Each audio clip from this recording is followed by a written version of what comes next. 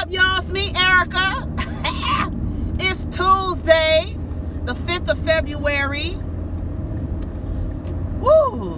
Ooh, look at the clouds, honey. Let me show y'all these clouds. Look at the clouds, y'all. Oh my God, how beautiful. Look. Oh my God. They are so beautiful. So beautiful, girl. All right, I'm back. So what's going on, y'all? Y'all mad at Liam Neeson now? Because he said he wanted to beat that black bastard's ass, somebody who raped his counterpart. He was ready to beat they black ass. Y'all mad? I'm sorry. I don't think the shit was racist. It was not racist. She told him a black motherfucker raped her, so he said he was going to look for that black bastard. I'm sorry. I'm sorry. Y'all niggas should take a note. Whenever a black woman tells you, whenever your counterpart tells you that she's been violated and raped by someone, instead of dismissing her and questioning her and re-victimizing her, y'all need to get bats and go outside and look for that black bastard. Shit. And I ain't mad at Liam Neeson. Honey, he said he was protecting his counterpart. His friend, a dear friend of his, was raped by a black man. Didn't I tell y'all? As soon as she says the word, her counterpart is out there looking for to string a nigga up.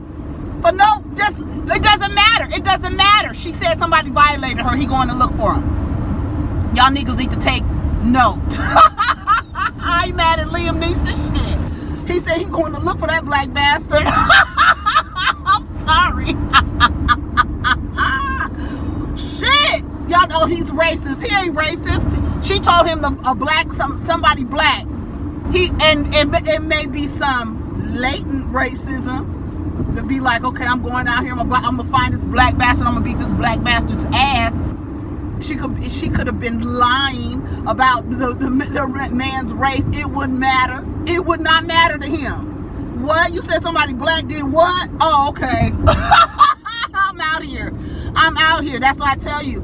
White men will protect their counterparts at all costs and will protect them. As soon as all she got to do is say the word. Y'all want to be underneath them so badly. As soon as she say the word, boom. That's it. It's over for y'all. Y'all don't understand that. Y'all don't understand that. Y'all just want to consume without any repercussion or consequence or understanding. Honey, Liam Neeson said he was going out there to look for that black bastard. Might be some latent racism in there, but are we mad because he took a bat and was going to look for any black bastard that he felt like it was responsible for the violation of somebody that was close to him?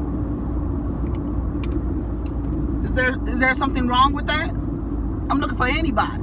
Yes, there's something wrong for looking for anybody, but y'all feel what I'm saying. Y'all understand what I'm saying. I'm just, maybe you don't, but I don't think the motherfucker is racist for saying, I'm going to look for that black. Now, if he said, I'm going to look for that black nigger motherfucker, now maybe we can talk. But he's going to look for that black bastard. I'm going to look for that black bastard. I'm going to look for that white bastard. I'm going to look for that Mexican black bastard. I'm going to insert anything in there. Because it just, I don't know, whatever. Anyway, so I ain't mad at Liam Neeson. He's protecting little girls from human trafficking and Taken. Remember that movie? That movie was so good. Taken 1 and Taken 2. I know there was a Taken 3. I was just talking about Liam Neeson the other day. What movie? He was in another movie. He's always playing in some movie where he has to save somebody or something. He's really found his niche. You know, as they get older, you know, they find their niche in being like Jason Statham. He found his niche. He's all action, you know, saving some woman out of a trunk all the time. Some drugs accidentally got into the trunk of his wife's car and his little daughter is in there, and then, you know, somebody comes and blows the car up, and he saves a little girl in time. You know, Jason Statham, that, you know, the little cutie pie. He's real short though. And who else got the videos, movies where they found their little niche?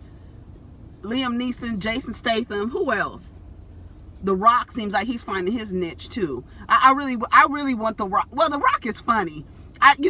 He makes me uncomfortable in comedic roles, but he was really funny. Was it Get Shorty? Was that Get Shorty he was in? What movie was he in where he was wearing like pastel colors? Was he gay? I can't remember. I can't remember what movie he was in. The Rock. Was that Get Shorty? I feel like it was Get Shorty. It was some movie. My face feels swollen today. I have a really bad headache. Okay, y'all. So I watched Abducted in Plain Sight on Netflix. It's about to be some spoilers. If you have not watched it, oh my God. Let me tell you something, y'all. It is about, I'm just going to tell you what it's about. And I'm not going to say, I won't spoil it for y'all. Come on, please go watch that crazy ass movie. It is a documentary. It's an hour and a half on Netflix. It's called Abducted in Plain Sight. It is about a family whose daughter was kidnapped by a close family friend. This man was also having sexual relations with both of her parents. She was 12 years old. He kidnapped her twice. Y'all go watch it. I'm not saying no more. I'm not saying no. When I was like this at the TV, what? I was like, what? Over and over. And when you hear the story, it is just so like, are you fucking kidding me? But then because when we talking about the R. Kelly situation and parents just, sending their kids off, watch this. Them people just really gave their daughter to this man. And then, oh my God, when it was time for him to get in trouble, every time he got in trouble, his sentences were like 6 months. He would be convicted for 5 years and only serve 6 months. I mean, well, and that's why I always say people don't really care. The court system really don't care about kids, because when kids are molested and sexually abused, when it's time for the perpetrator to go to jail, they get very, very, very small sentences. Rape cases, very, very low sentences, and the men always get out. But especially with kids, it's like when they say they care about kids and all these pro-life motherfuckers, just like somebody tweeted the other day about these pro-life, you want to be pro-life, if you care so much about being anti-abortion, why don't you care about all the kids that is in foster care too? Honey, if you want, y'all need to go watch that. Please go watch Abducted in Plain Sight. I got a headache. I need to go over there. I'm in the wrong lane.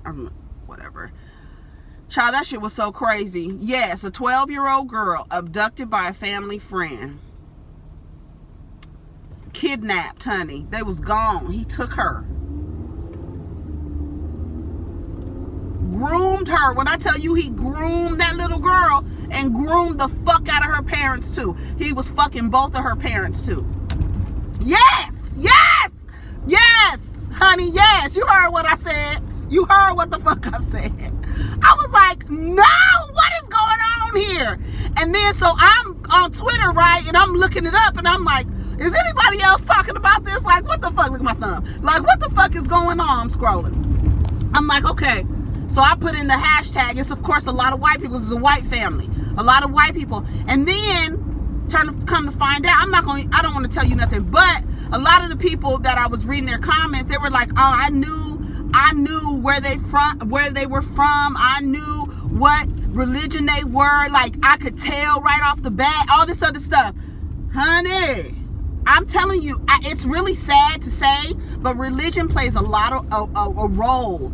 It plays a role in some of these child sexual abuse cases, whether it's the parents believing in God will take care of this, or whether it's I just trust this man with my child because he's a man of God or a man of the cloth or whatever, and these kids is being abused. There's another one about the little Mexican boys who are being abused in the Catholic Church. Honey, then I said something on Twitter about religion playing a major role in a lot of child abuse and sexual abuse cases, and this woman was like, no, that's not true. Honey, yes it is. When I'm talking about children being abused, religion in a lot of these cases plays a role in either how the person was victimized, able to be victimized, or allowed to be victimized because it's they trusted him with the priest, or they trusted him with the bishop, or the bishop knew but didn't tell anybody. Like, ooh, child, go watch it. Abducted in Plain Sight.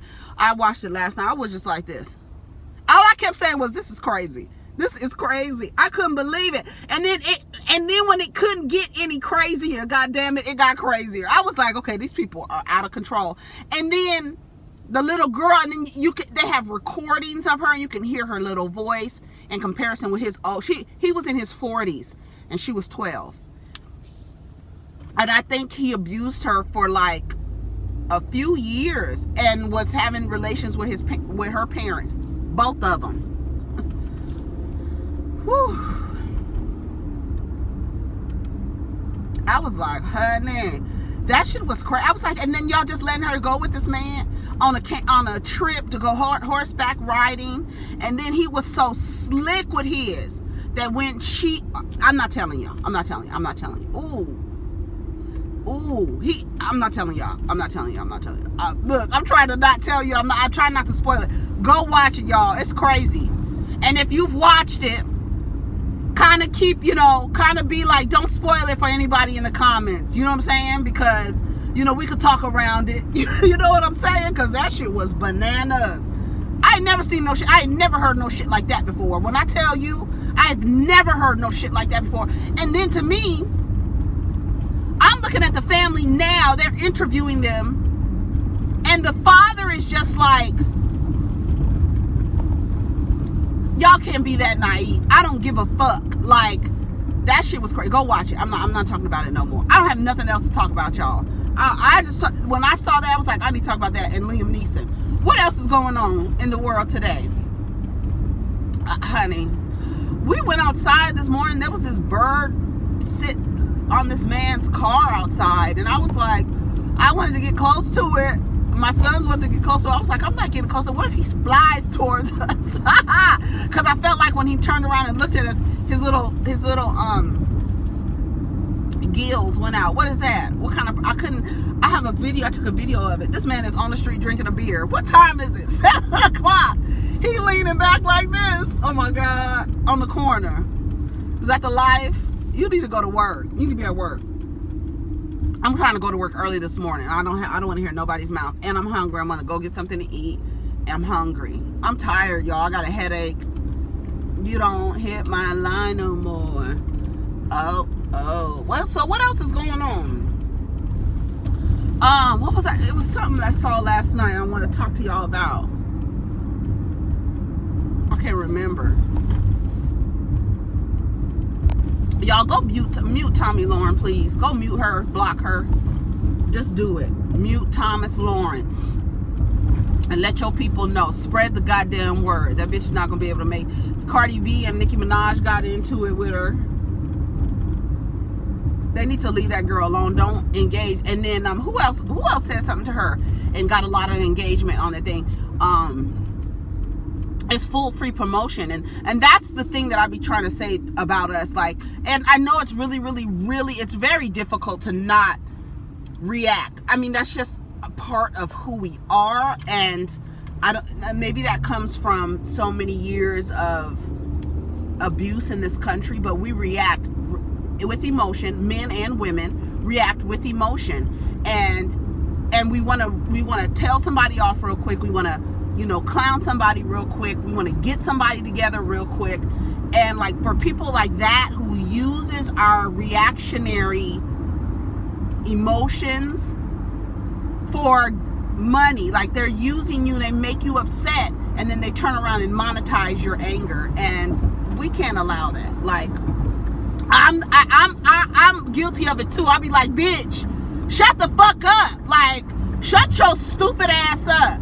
Somebody said something about her ancestors, and some white boy said to Tommy Lauren, you don't have no ancestors. You are a creation of a lightning bolt hitting a mayonnaise factory on April Fool's Day. What?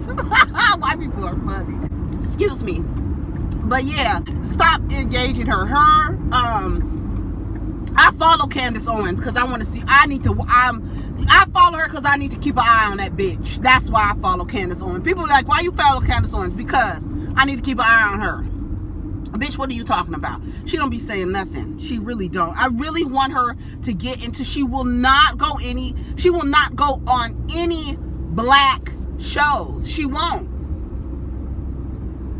Candace Owens, she won't. She was on Russell Brand's show, which he kind of held her to the carpet. But you need to be sitting across from somebody that looks like you, honey. So you can't pull your little bullshit that you pull with these white motherfuckers talking. And that's what I don't like. Don't get in a room with white people and start talking about black people. They don't know. They have no idea. Nothing. Talking about black conservatives and stuff like that. Why don't you go on Roland Martin's show? And he can holler and scream over you, but you can go on Roland Martin's show and go to a show where it's a black host. Go there. You want to go to all these Ben Shapiro's and all these white conservatives? Well, I'm sorry. I don't know what you want to call them, because they're like conservatives, but they're like, I don't know, hipster. Like, I want to call them. I don't want to even call them liberals. But liberals would be hella racist too. A lot of people don't understand, like, especially in California, these liberals out here are they're very, very, very anti-black, anti-Latino, they pro-white. Oh, that's it. Pro-white, like the toothpaste. That's what it is. Like I said, I don't have nothing to talk about, y'all. 21Savage. They said they was doing an investigation, an update on him. They said they were doing an investigation on someone else, and that he was some Nigerian dude, and he was kind of wrapped up into that. To me, I don't feel like an explanation. I don't like the way the ICE representative was like, he's a fraud, he is whatever, like, what did he say about him?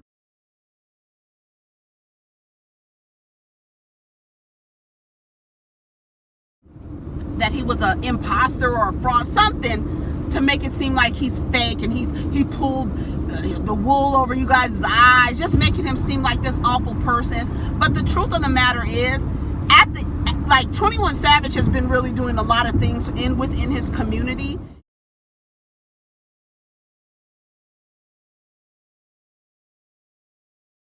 In terms of uplifting and encouraging and supporting schools and drives and charities and things like that. He's really been doing a lot of things, and he's contributing to and that's the thing. Y'all say, okay, you don't want illegal immigrants, but a lot of these people who is technically by law considered illegal contribute and pay taxes in this country. So it's like, okay, so you want to get rid of somebody who's actually contributing? I'm not like, you want to say, okay, we're getting rid of the criminals. Yeah, but you taking people from their businesses. They've opened businesses. They have thriving businesses. You want to take them? Children are born here. You want to take them from their businesses and send them back to wherever, Pakistan or whatever? Like, it's I don't know. I hate to talk about how this country operates and the different departments in which it operates. I just don't. It just makes me very angry, and I already have a headache, so I'm not about to talk about it. You understand what I'm saying? But ain't nothing wrong with 21Savage. You understand what I'm saying? He's contributing.